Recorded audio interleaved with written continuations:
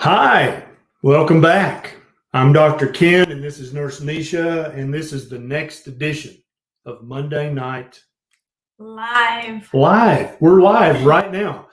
We took time out of our day to join you, and we hope that you'll join us and talk about health, nutrition, medicine, health optimization, longevity, health span, all that cool stuff. We took time out of our day. Yeah. We do this every week. We're very busy people. We are busy. I had to water the flowers today, and I pushed Beckett in the stroller. Well, you did actually. Yeah, in the mud, got mud. Yeah, we got muddy everywhere. Went for a walk, and then we had to spray ourselves down like a dog. Yeah, mud everywhere. Yeah, I'm so glad to be back with you this evening. If you have not already done so, tell us where you're watching from. What city, what state, what country. I love seeing where you're at. Put it in the comments. If you've never commented on a video, now's your chance. Just click and tell me where you're at right now in the world. You don't have to tell me like your address, your latitude, longitude. Just what city, what state, what country. We match. I just realized we we're do, color don't we? coordinated tonight. We're so coordinated. No, it's not on purpose. Sharon, Tennessee, Wisconsin, California. All right. Augusta, Georgia. Nice. Tejas. Where's that? Texas. Texas. Oh, yeah, yeah. Florida. Utah. We love Utah. We are so sad that we didn't get to go there for the low-carb Utah. I'm seeing lots of places that I would like to go back to or go to for the first time, but I can't because we miss Texas too. The virus. So we can't go right now. But one day, we will be back to see you where you're at. Tonight, we're going to be talking about the carnivore diet. It's becoming very popular, and it's not becoming popular because there's an ad agency spending millions of dollars on television and magazine ads. It's becoming very popular because it can perform some amazing health transformations on people who are suffering from chronic disease.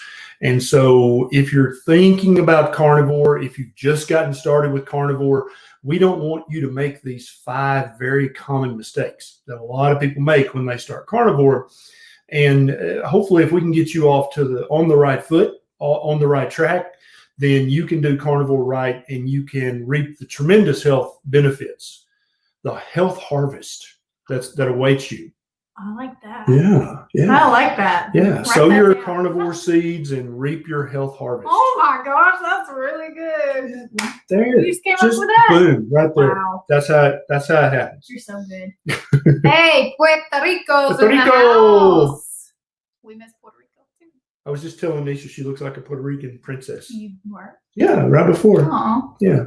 You were busy ignoring me. You didn't hear me probably. I was probably busy working. If you know someone who could benefit from this information, please share this. You can start a watch party on Facebook, on YouTube. You can click the share button and share this anywhere on any social media, email, WhatsApp, text message. I mean, you could even write it out in a letter, but that would be kind of a pain in the butt. So click the share button and help us help other people be healthier. Help me help you. Help me help them. Yeah. They haven't heard about carnivore. You have. I have, she has, but they ain't heard about it. Help me reach them by sharing this video. Okay, let's get into it. Let's do it. Okay, so what do you know about carnivore? I mean, a smidge. Yeah. The number one thing I see most people do is over-complicating it, and it is really the most simplistic way of eating out there. Yeah. It's super, super, super simple. It's just animals and animal products, so cheese, eggs, stuff like that. If a vegan wouldn't eat it, it's carnivore. That's good. Yeah, if a strict vegan wouldn't touch it, then it's carnivore. It's probably carnivore. Yeah. So one way that people overcomplicate it is they worry about macros. They worry about too much protein. They worry about too much fat. They worry about all this stuff. Basically, you just need to eat things that come from animals, whether that's meat, milk, cheese, and it needs to not contain the words low fat, fat free, or skim. Or cheese product. Or cheese food product, or real cheese. right. And so if it's any kind of low fat, skim, or fat free, that's no good. You don't want that. That's not how our ancestors ate, and that's not where you're going to find your best health. You want full fat, fill in the blank, whatever it is. If it's cheese, you want full fat real cheese that just says cheese, not cheese food product. If it's meat, you want a fatty cut of meat. If it's eggs, you definitely want to include the yolk. If it's any kind of dairy, you want to really focus on getting the fat and the protein out of dairy and leave the carbohydrates, leave the sugars out. It needs to be keto as well as carnivore. So milk isn't keto, therefore it can't. Well, it shouldn't be in a carnivore. No, it's really not. And now for children under the age of 5, milk is absolutely keto and carnivore because they need milk. But after the age of 5, 6, 7 years of age, all of us lose, at least to some degree, the ability to break down and digest lactose, which is the sugar in milk. All of us do this. Now, the majority of the people on this planet cannot digest. They can't break down lactose, and so they're lactose intolerant. Now, I'm not talking about just some people over somewhere else. The majority of human beings on the planet cannot tolerate lactose. And so for adults, milk is not carnivore, milk is not keto, milk is not ancestrally appropriate as an adult.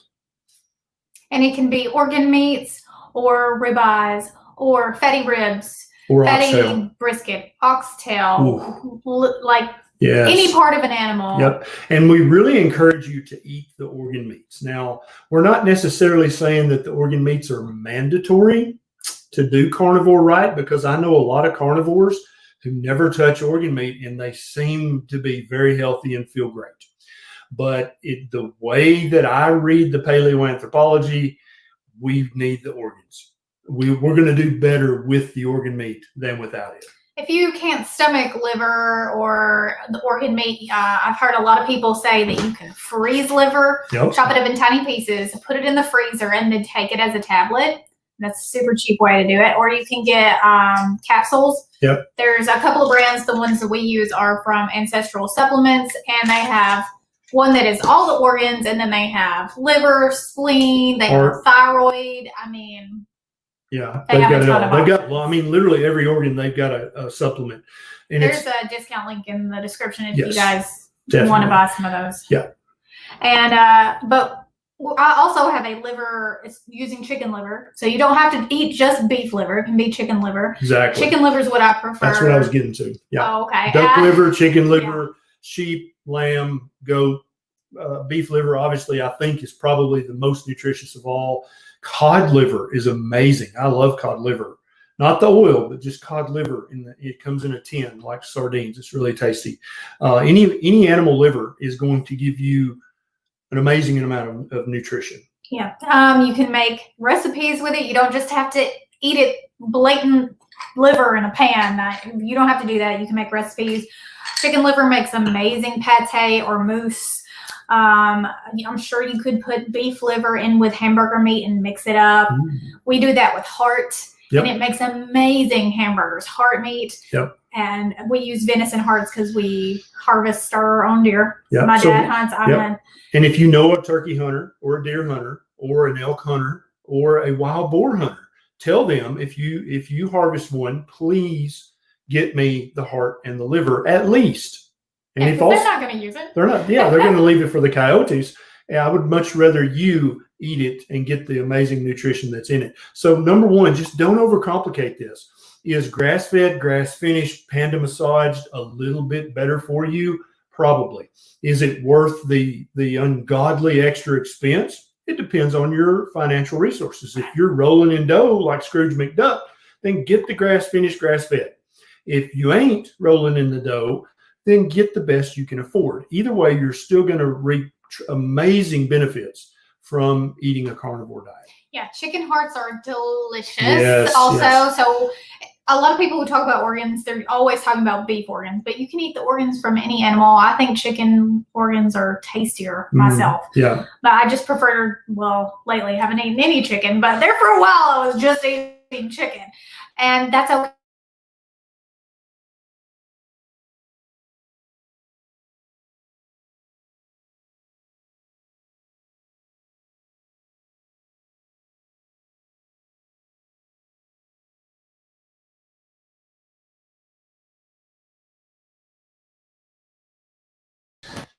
Oh, we're back.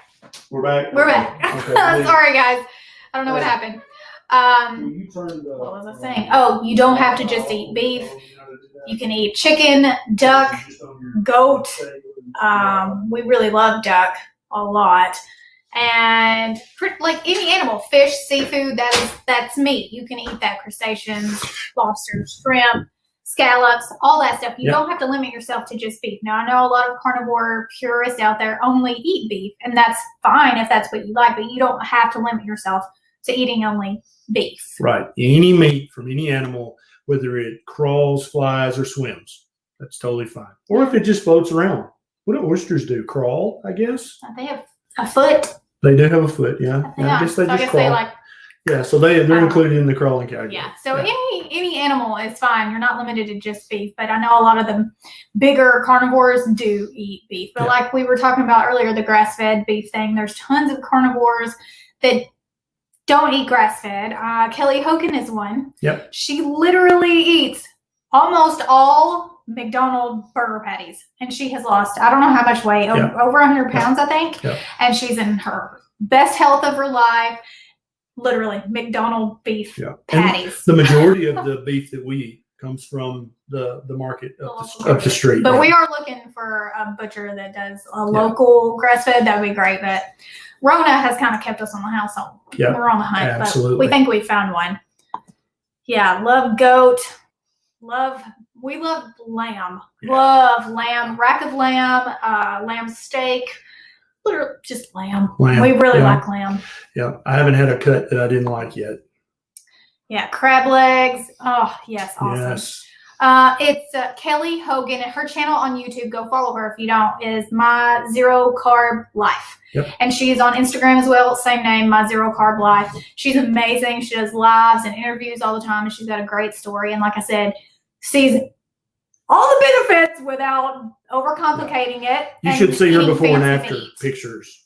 Pretty amazing. Yeah, really amazing. Yeah. She said she was going to come to Tennessee and visit, but I don't know. We're going to have to work that out. I don't know. Another thing we see a lot of people is going carnivore, but still using sauces that may have sugar or seasonings that may have sugar. And if you're very sensitive to those kind of things, those could stall you or keep you from progressing or give you inflammation and side effects. Yeah, if they're sugary enough, they could kick you out of ketosis.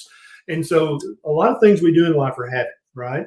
And if you've always eaten your T-bone with A1 steak sauce, that you just consider that to be, they go together, right? Like walking and feet.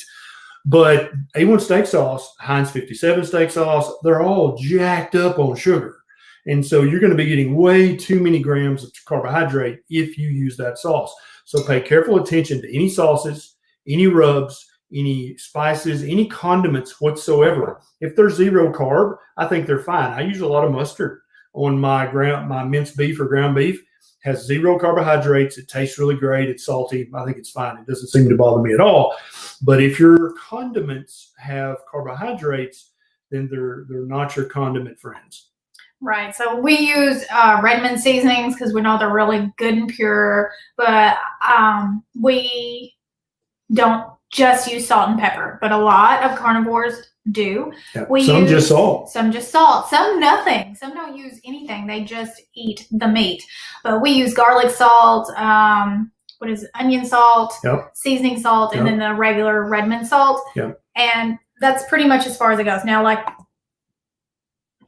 Primal Kitchen makes a keto-friendly steak sauce. So if you're somebody who has to have sauce, technically that's not carnivore if you get into some of the like way more strict rules, but if that's how you can do it, I think that you're going to still see benefits. Minimize the condiment. So Primal Kitchen, their sauces are keto friendly, but that does not mean you don't read the label and look at the ingredients and look at the total carbohydrate count. You're still going to do that because you know enough to do that.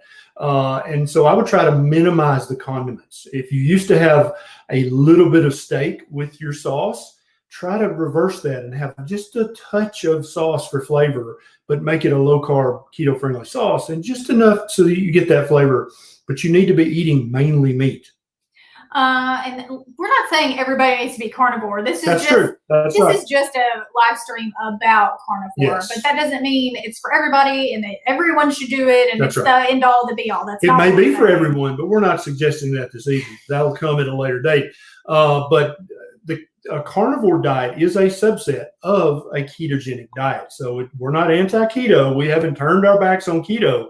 Carnivore is keto. It's a subset of the ketogenic way of eating. Yeah. So we're talking just specifically about that small subset of keto tonight. Also, I'm not carnivore. I'm what I call ketovore, which means I eat 95% animals and rarely any veg at all. But I do add in onion and garlic to most of my meals just because I really like it and it doesn't seem to affect me at all. So I allow for onion and garlic, and every now and then I may have an avocado or something like that. But just to be clear, he's carnivore, I'm ketovore. Yes. And every now and then I'll stray. I'll have a random Brussels sprout or I'll have a random mushroom. I'm not 100%, but I'm what, 99.5%? Well, I feel like it's not veganism. Right, you know exactly. What I mean? That's like, right. I don't feel like I should be attacking somebody who's doing carnivore and 100%. had a salad. Like, well, you're not really a carnivore. I don't care. Right. Do what you want. Yeah, this is not a moral designation. This Yeah. is just this is a health goal you're trying to strive for. I don't care that you killed a plant. Yeah, it's okay. If you want to kill a plant, it's fine. Let's answer a question real quick. Is carnivore okay if you have abdominal stress tests? I've been carnivore for 2 months after 2 years of keto. Lost 85 pounds. Stress test shows a right side block. Yeah. So if you want to keep that blockage from getting any bigger, who was that, by the way? That was Nikki. Nikki, if you want to keep that blockage from getting any bigger, you want to keep your carbohydrate intake as low as possible, keep your blood sugar as low as possible, keep your insulin level as low normal as possible, and keep your levels of chronic inflammation as low as possible. And to do that, you're going to eat keto, whether that's carnivore or whether that's just ketogenic. Either way, those are the things that are going to protect you from that blockage getting worse. Right. Another spice I was going to say, Flavor God has really good spices that are zero carb, but you got to be careful. Not all of them are zero carbs, so check the labels, but a lot of them are, and they're pretty good. They need more salts, but I'm a salty person. So. I need a refill on my water, please. By the way, somebody asked what I'm drinking. It's Mountain Valley sparkling water in a glass. It's bottled in glass in Arkansas. Yeah. And it has been since 1843. Yeah. I don't know how we'd never heard of it. We switched to Topo. We switched from Topo to this because of watch the last weeks. We talk all about the PF and essays and all that stuff. Which brings me to beverages on carnivore. Most people just drink water and coffee. Yep.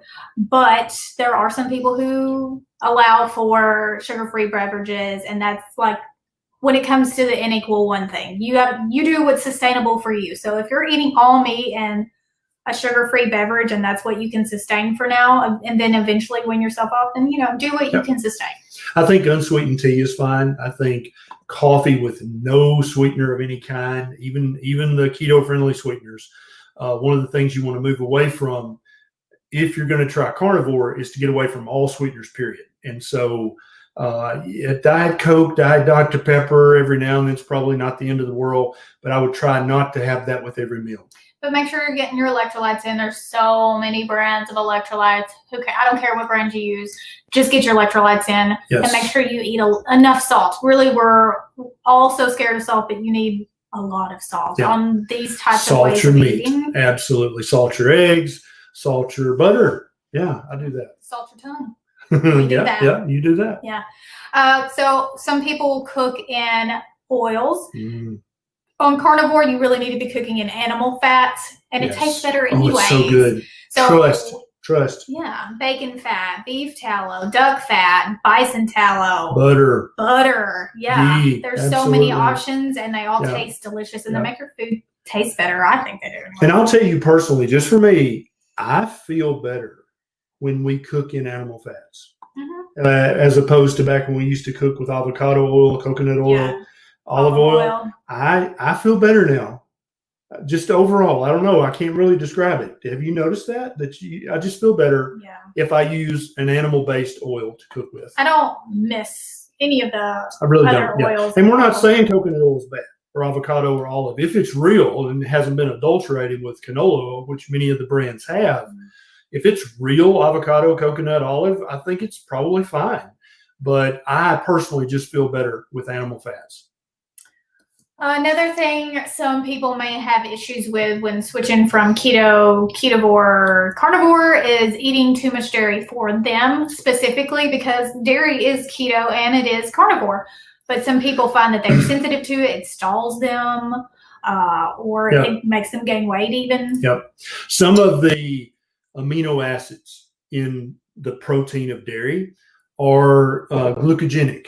And that does not necessarily mean that it's going to make you go into gluconeogenesis. I'm actually posting a video on my YouTube channel in the morning about the carnivore diet and gluconeogenesis. So if you've had questions about that, check YouTube tomorrow, and there will be a new video about that with lots of research in the show notes. But for small children, the lactose in milk is fine. They need that. But after a certain age, we do not need lactose. We don't need galactose. We don't need glucose in our diet. We need fat and protein. And so full fat portions of dairy for some people seem to be fine. They don't stall their weight loss. They don't cause inflammation. But for me personally, again, it's all about that. You experiment with you and see what works best with you. If you're eating a lot of cheese and you're losing fat and you're feeling better and your inflammation's better and your swelling's better, keep eating a lot of cheese. But if you're eating a lot of cheese and you've stalled on any of those things for more than a month, then you might want to try a month with no dairy. Or cut it in half. Or cut it in half. Exactly. Experiment. And you might find, like I did, damn it, that when I limit cheese, I do better. I tend to hold a lower body fat percentage. I have less inflammation, less swelling. I just feel better and do better with less dairy. Yep. Sad, but I was going to say, no one's happy about that. No, I'm not happy about it. But if you're stalled and you're still having inflammation and edema, it may be the dairy. You may be eating too much for you personally. Kime, I'm not sure how to pronounce that. I'm really sorry. What test can I request from my doctor when starting carnivore? My thyroid always comes through as good, but I have a feeling that it's not really. So you need the full thyroid panel. If you'll search on my YouTube channel for thyroid testing, you'll find the full list of tests, and you can write those down and you can take them to your doctor. Do you have that on? You've got that on your channel too, don't you? Mm-hmm. Yeah. Either one of our channels, we have a video about the full thyroid panel that you need. Write that down and take it to your doctor, and lovingly, gently, respectfully demand the full panel. Okay, so another thing a lot of people get confused about is fat to protein ratios. And that's another thing that's kind of individualized. I think 1-to-1 fat to protein is a good place to start. Yep. And then figure out if you are a person who needs more fat or less fat, or more protein and less fat, or just play with it. And when she says 1-to-1, she's not talking about calories. She's talking about ounces or grams. That's what she's talking about. Amount of lean to amount of fat.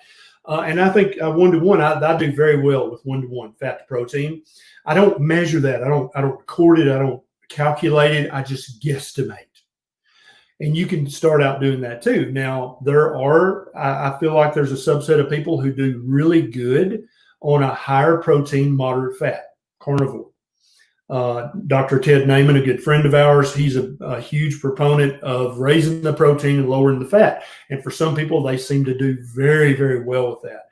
Other people, in my personal experience, most people do much better with a high fat, moderate protein keto or carnivore, and that's going to be about a 1-to-1 ratio of fat to protein in grams or in ounces, however you measure it. So we don't add fat in to add fat in. We basically just eat fatty cuts of meat. So cooked in fat, fatty brisket, bacon, fatty ribeyes, fatty pork steaks, and everything is cooked in fat. We cook our eggs in bacon grease.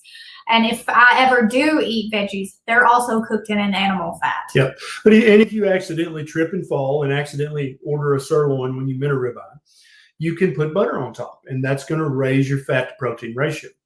You can cook your sirloin in bacon grease. That's going to raise your fat to protein ratio. So leaner cuts of meat can still be 1-to-1, but you'll add some fat to them or cook them in fat to raise the fat to protein ratio. Yeah. But again, I'm not denigrating the high protein, moderate fat. Some people seem to do amazingly well on that. But in my experience, it seems just the average mere mortal does best on a 1-to-1 fat to protein ratio. Oh, let's take a question. Yes. Let's see. This is a good one from Susan. How does one get vitamins and minerals that one usually gets from veggies when on carnivore or keto eating regimen? Go.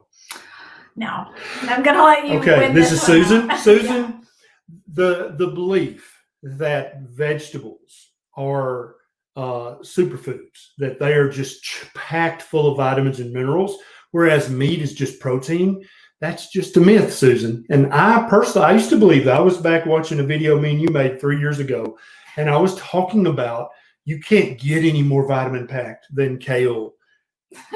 Literally, I was saying that. Yeah. But so Susan, I want you to look up the nutrition facts of kale and the nutrition facts of just cheap ground beef and look at the vitamins and minerals in each one. You're going to be shocked and amazed that the beef has more vitamins and minerals than kale. Yeah, more than spinach. And the problem with a lot of the green foods like kale and spinach and broccoli is that a lot of the vitamins and minerals that they do contain are bound up by the phytates or the lectins or the fiber, and you can't even absorb the vitamins out of the vegetables. And so when it comes to being a superfood, liver's a true superfood.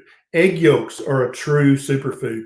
Grass-fed pastured butter is a superfood. Vegetables it's a myth. I used to believe it too, but now if I look up the information, I know that kale's not a superfood. Spinach is not a superfood. They're kind of, they're better than Pop-Tarts. They're better than Lifesavers candies, but they're not superfoods. So if you'll eat fatty red meat and a 2-ounce serving of any kind of liver 3 times a week, you're going to get literally every vitamin and mineral that you could possibly need in your diet, except for maybe vitamin D and iodine. Okay, that's really the only 2 things. And then some of the other minerals you may not get enough of, but you're not going to get more of those minerals from the vegetables. You're going to get more minerals and vitamins from meat and organ meats. Mega Fish Guts wants to know, are wieners keto? Well, it depends on your definition of wiener. We're going to say hot dog. Yeah, hot dogs, frankfurters are definitely keto. Always. Bratwurst. Mm-hmm. We've got some of those. Italian sausage. But always look at the nutrition facts, because some companies will put a lot of sugar in there. And if it's got more than 1 gram of carbohydrate per serving, put that one back and find another one that has 1 gram or less of carbohydrates per serving. Peterson's is a really good brand. They don't put any sugar in their meat, and it's all nitrite free. If you're somebody who's worried about that, we don't really worry about that. We don't worry about that. But they are delicious. Yeah. Like, their meats are so good. Peterson's with a D, not a T. D-E. D is in dog. Person. Yeah. All right. Let's take another question. John wants to know, should you carb cycle to prevent psychological insulin resistance to gain metabolic flexibility? That's a very sexy concept. I was fixing to say, wow, that's a really... And I've heard gurus out there saying that. The problem with it is it's just a load of crap. Human beings have never carb cycled in our entire existence on this planet, except we would carb cycle once a year. So in the late summer, early fall, when the berries and fruit got ripe, we would carb cycle and we would gain 5 to 20 pounds for the winter. So if you're interested in gaining weight, gaining fat, then yeah, you can carb cycle. But if you're interested in staying lean and healthy, I would not recommend carb cycling. Yeah, but it's such a sexy sounding concept when you put it that way. All right, so where do people get their vitamin D from then? Supplements and how much? Well, there are vitamin D rich foods. I've got a video on my YouTube channel about that you can watch. But sometimes living in very northern latitudes, you just don't get enough sunlight, because sunlight is the #1 place to get your vitamin D. But in the winter, or if you live up north or way, way, way down south, you're just not getting enough UV radiation to convert to vitamin D. So you may have to take a vitamin D supplement. Most adults need 5,000 international units of vitamin D3 once a day, and try to get that in a gel cap in olive oil or avocado oil. And that's going to give you a great source of vitamin D through the winter months when you just can't get enough sun. But if the sun's shining, get out in the sun, take your shirt off. I mean, I think pretty much every carnivore that I know has a shirt off all the dang time. Absolutely, so. yeah. It's something about eating meat just makes you take your shirt off. It's a joke. All right, Rita wants to know, how about potted meat or deviled ham? Is that not organ meat? Yes, much of that. Yeah, and so bologna, or bologna, depending on where you're from in the world, many times that contains organ meats and tendons and cartilage and all kinds of connective tissue. Now, that you may be, if you're new to this, you're like, ooh, gross. No, ooh, yum. Okay, that's the stuff you really want to get in your diet for collagen and for all the vitamins and minerals. A lot of potted meat, a lot of pate, a lot of deviled ham actually contains organ meats. And it's very, very cheap at the grocery. You can get a pack of potted meat for like $1.19 here in the southern United States. That's cheap. I mean, and you can live on that. So yeah, a lot of the processed meats, that processed meat is bad. No, it's got lots of organ meat in it. So if money is a consideration, eat potted meat, eat Spam, eat deviled ham. That stuff has got organ meats, and it's a very good source of nutrition. All right, Derek wants to know, what does all this do to cholesterol levels, or does that matter? So for about a third of people who eat carnivore, their cholesterol goes down. About a third of people, it stays the same, and about a third of the people, it goes up. And regardless of which one of those three things it doesn't matter. I got several videos on my YouTube channel about cholesterol. If you or anybody's worried about, oh, will my cholesterol go up, I would highly suggest you watch those videos and read the research down in the show notes that I always link to. Potted meat, yay! Yeah, potted meat, man. When I was a kid, I thought it was so gross. My grandfather would take a pickle and dig down in there and get that. He'd be like, potted meat. And I'd be like, oh God. Now I wish I had a can right now. Pearl, well, we have like 100 cans because I prepped when I thought we were going to starve to death. Pearl wants to know, how many eggs are too many? Don't eat more than a dozen eggs a day, Pearl. Really? Yeah. Why? It's just arbitrary. I made it up. Oh, you can eat as many eggs a day. You're an idiot. You can eat as many eggs as you want. Yeah. Eat eggs until you're full. Then stop eating eggs. We don't restrict. No. We don't hold back. If we're still hungry, we eat more meat. If I want more eggs, I eat more eggs. Yes. We've been very confused in modern society. We've been taught to weigh and measure and count. All that is horse crap. You don't have to do any of that when you're eating the proper human diet, which is what fatty meat is. When you're eating fatty meat, that's fat and protein, right? With lots of vitamins and minerals. When you've eaten enough eggs to satisfy your nutritional needs, your hunger hormones are going to turn off. Immediately, you'll be like, I'm done. I don't want any more eggs. That's the sign you make when your hormones go, yep, that's enough. I've got all the nutrition I need for today. Stop eating. You're done. But if you're trying to count, measure, and weigh, and don't do that. We don't have to do that. No animal in the wild does that. None of them are obese. They have plenty to eat unless they've been around humanity too long and they're eating out of garbage dumpsters, in which case they're obese because they're eating our processed food leftovers. Robin says, hey, Nisha, I also have Hashimoto's. How long did it take for your hair to thicken up? Did it thin out more first? I feel like mine has thinned out more. Keto since June, 30 pounds down, pain gone. First of all, let me point out those two awesome things you said at the end. Those are awesome. Yeah. Good job. Congratulations. It took about, I would say, a year and a half for it to fully thicken up because hair doesn't, the new growth. I can show you some of my new growth from postpartum hair loss. It's like this long and looks ridiculous. Hair doesn't just grow so back, cute. So I would say it was about a year and a half before it was actually looking thicker as opposed to just like sprouts on my head. And I was more when I went more protein heavy and not as veggie heavy. Because when we first started doing this, I more veg than meat, and now Way I more, eat yeah. almost no veg at all. Yeah. So I could tell a big difference in the rate of growth in my hair now that I'm meat based. I can tell a big difference in Nisha's hair when I run my fingers lovingly through it. It's, I mean, I feel like I could, she's like the girl at the circus that hangs from her hair. Yeah. I really feel like I could pick her up by her hair. It's so strong and so soft. But Robin, congratulations on the 30-pound weight loss. And the no pain. Yes. And it's very common. Anytime you lose 20 or more pounds from any diet, you're going to lose some hair. That's just kind of the process. And so don't worry about that. Just make sure you're eating plenty of fatty meat and you're giving your body all the building blocks it needs to make glorious hair. Just be patient. Okay, let's talk about bone broth, because that is super carnivore. Yes. It's literally superfood. Yes. Bone broth is so good. It's so tasty, but make your own, because that's where you're going to get all the collagen and the nutrients from making your own. Bought is fine, but it's not as good. Yeah, consider it, what did you call it, stock? Yeah, it's more like just stock. It's that bouillon. You put in. Right.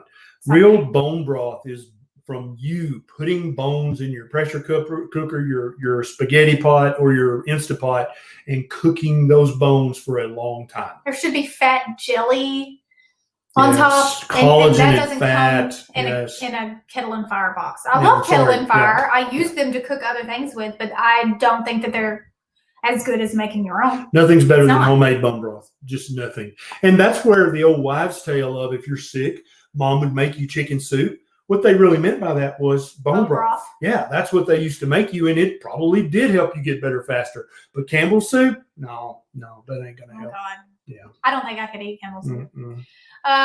Maui says, I got my blood work after 4 months on keto carn, and my triglycerides have a massive drop, and my A1C went from 10.9 to 6.7. Woo! And so much more. Thanks for everything you do. That is amazing. Now it's your job to share your story with the whole world.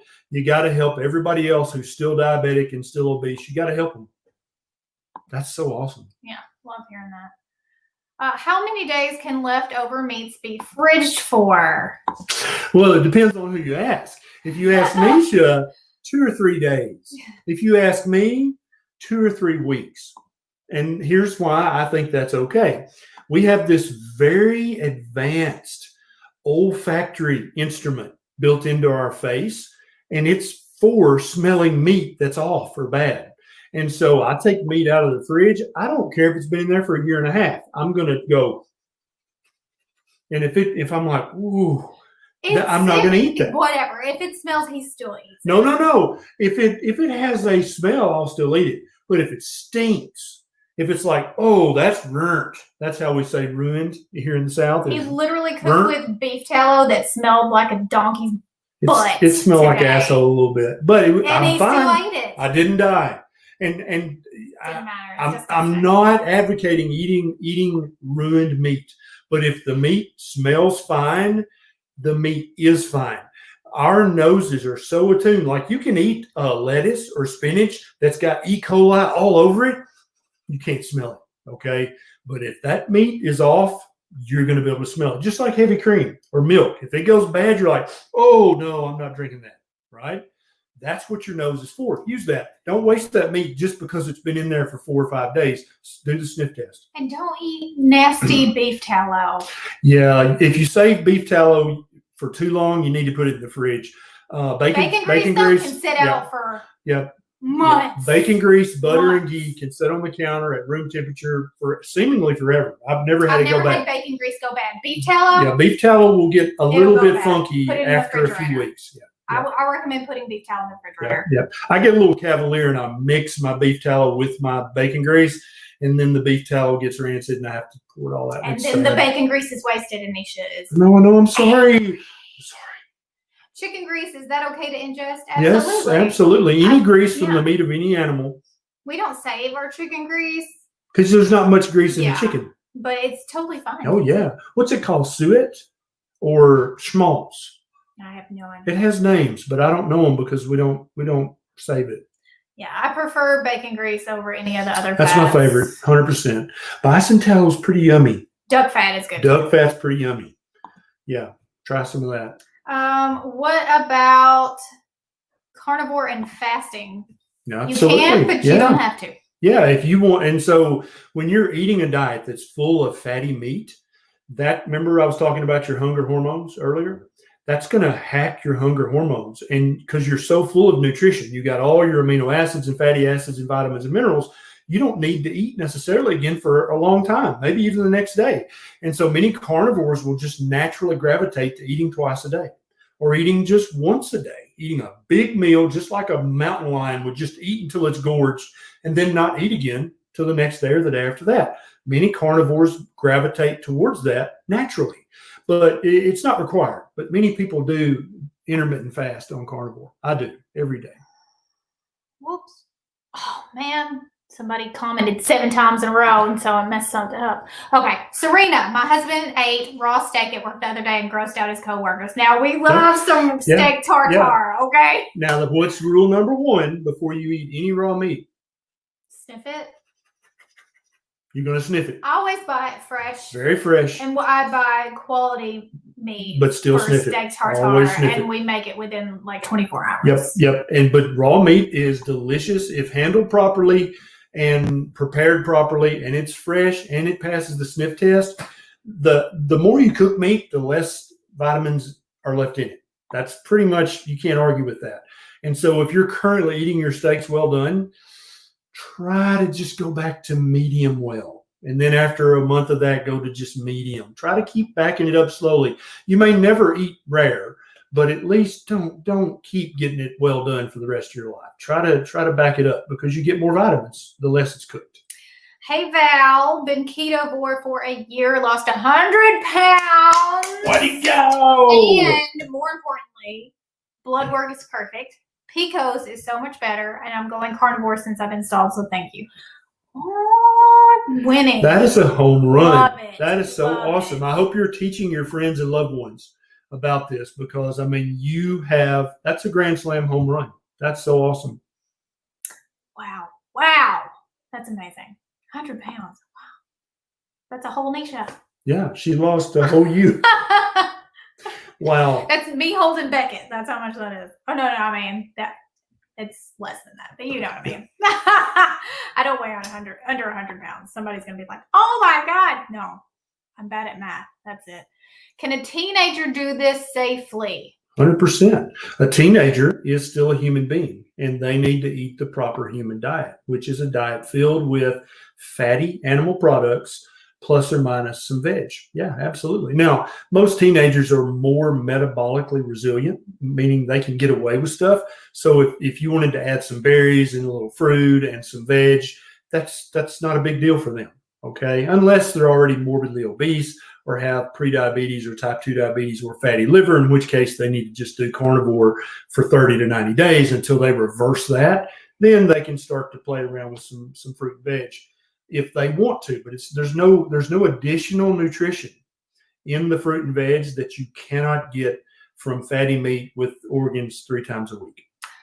Fun fact, our almost 1-year-old, who will be 1 in a week. Where is he anyway? He's in there with his lovey.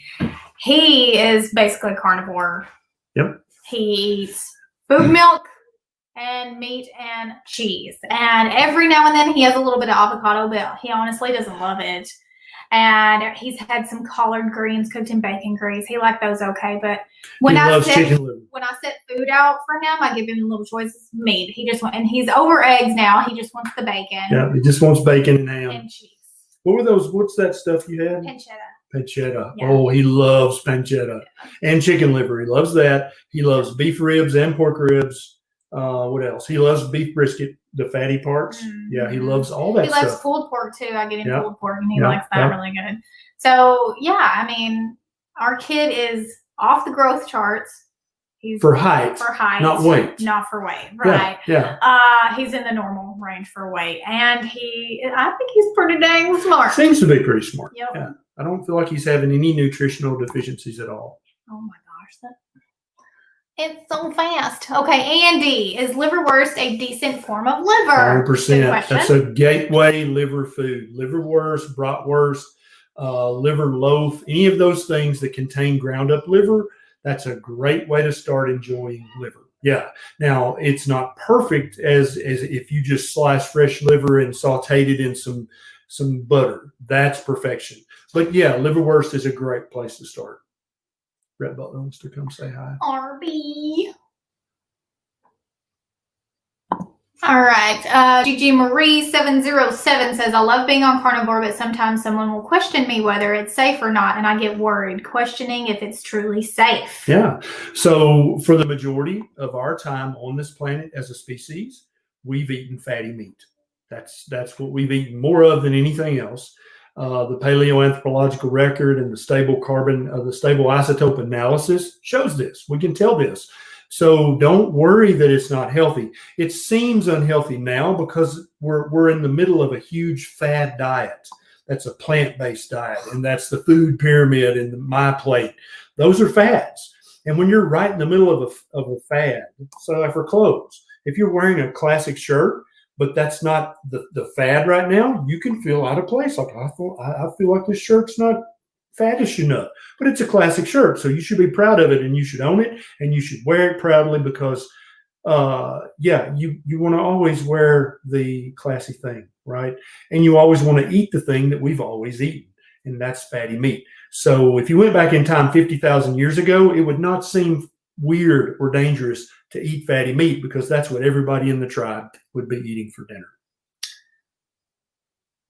Nuts aren't carnivore because they don't come from an animal. Cheese is carnivore because it comes from an animal's It depends on product. what you mean by nuts. Okay, walnuts. Walnuts are not carnivore. Walnuts, yeah. Cheese is a byproduct from an animal. Nuts come from a plant. Yes. The crunchy sopa says you'll poop way less and pee way more on carnivore. I thought we needed to talk about poop because it hasn't been talked about. So a lot of people worry about getting constipated on carnivore. And I know this person actually knows that that's not what's happening here. But I just wanted to use this comment to talk about the fear of being constipated because where are you going to get your fiber? Yeah. So if you eat lots of fiber-rich vegetables, right, what will you do a lot of? Poop. Okay. Now let's do some Socratic method here. Okay. What is poop? It is waste. It's waste that your body doesn't want and can't use. Yeah. That's what waste is. So when you eat lots of vegetables and lots of fiber and lots of grains and lots of fruits, you have lots of waste, which your body does not want and does not need. When you eat a carnivore diet, which is almost pure nutrition, you don't poop nearly as much. And any carnivore will tell you this. You're not going to poop as much because when you eat meat, you absorb virtually everything from the meat, all of it, because it's all nutrition. So yeah, if you want to have lots of waste build up and lots of poop and lots of things rotting in your colon, eat lots of plants. Speaking of babies that are cute and have their Woody doll. He's got his Woody. There's baby Becky. Are you eating Woody's nose? Yeah. Is it good? Hi. Hi, baby Becky. Oh, Stand right there, buddy. Stand right there. Can you do it? Stand right there. He just wants to. Give me high five. Give 5. Yeah, good job, bud. So yeah, don't worry about pooping. And if you do have any issues, then you can take some magnesium. And absolutely, you need some more magnesium anyway.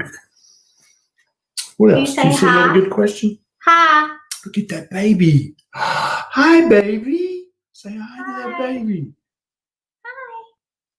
Hi. He's so sleepy. He has not had a nap since 10. Stop trying to strip me. Hey, Beckett, you want some ice? Some ice? Want some ice? Yeah. Do you see him make the sign for more? Well, it's really sweet. Yeah, I know. You want some. You want some ice?